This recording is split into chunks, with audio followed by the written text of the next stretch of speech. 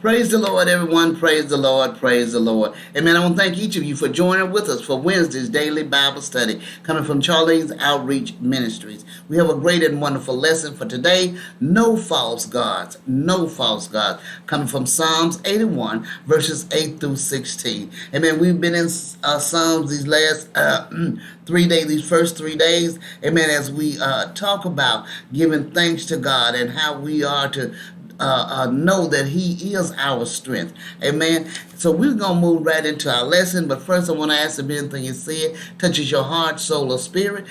You have any questions or comments, please feel free to jot them at the bottom below, and I will get to them as soon as possible. Also, if you would like to be added to the prayer list, please let me know, and I will add your name to the prayer list.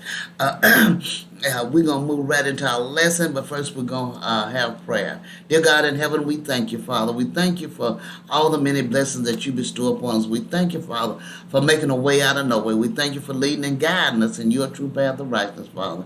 We thank you for showing us the way to go in Jesus' name. We thank you, Father, that you watched over us all night long and woke us up this morning with the finger of love, with fresh and new grace and mercy to each and every one of us this day in the mighty name of Jesus Christ. Lord, we thank you. We thank you, Father, in Jesus' name. Lord, we thank you that as we study and meditate on your word, Father, that you will open our eyes that we see, our ears that we hear, and give us wisdom, knowledge, and understanding from on high. In Jesus' name we pray. Amen. Amen. Psalms 81 verses 8 through 16, and talking about no false gods. Verses 8 to 10 says, "Hear, O my people, while I admonish you, O Israel, if you would but listen to me, there shall be no strange God among you. You shall not bow down to a foreign God. I am the Lord your God, who brought you up out of the land of Egypt. Open your mouth wide, and I will fill it." He had warned them that the pathway of blessing lay in faithfulness to him as the one true God. His prohibition of adultery was unmistakable. After reminding them how he had brought them out of the land of Egypt, he made the marvelous promise that if they would open their mouth wide, he would fill it. This promise has sometimes been wrongly used by lazy people to justify any lack of preparation. All they have to do is open their mouth and the Lord will give them a message. But that is not the meaning of at all. The thought is that if they came to God with great petition, he would grant them. There is nothing good that he would not do for an obedient people. Gabelin puts it well. Who is able to grasp the full meaning of the sentence? He is the omnipotent Lord.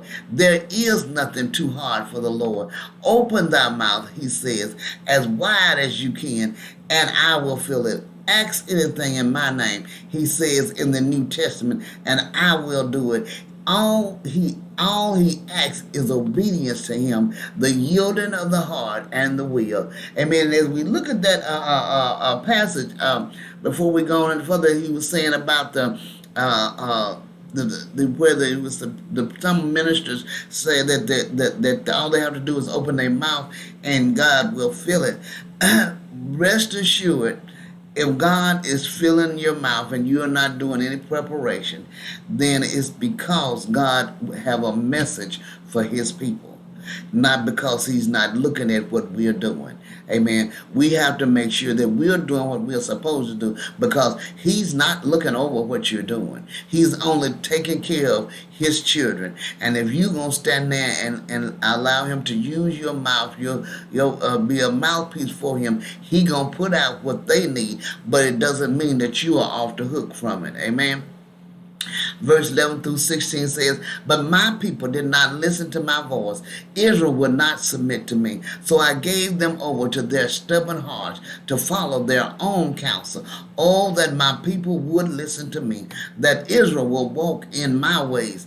I would soon subdue their enemies and turn my hand against their foes.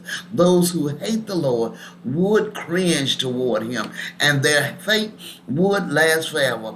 But he would feed you with the finest of the wheat and with honey. From the rock I would satisfy you." Amen. And as we know, we are no better off than the Israelites, because we many situations that God has tested us in, and we went around the same mountain over and over again because we didn't pass the test of doing what the Lord would have us to do.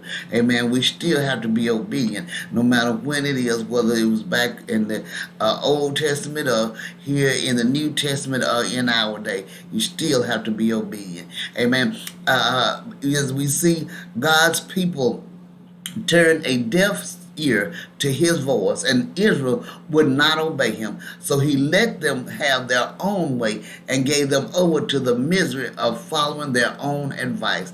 But this admonition was not without a pang in the heart of God. He mourns their continued folly and stubbornness. If only they would listen to him, he would soon subdue their enemies. Their adversaries would come cringing in fear before him, and Israel's prosperity would know no interruption. He would feed his people with the finest of wheat, that is the best spiritual and physical nourishment, and with the delicious honey that comes from beehives in the rocks of Palestine. Amen. As we just listening to that portion right there, it makes me think of, to remind people that what God feels as the good of the land is not necessarily what we consider the good of the land. Amen. We have a different idea of it.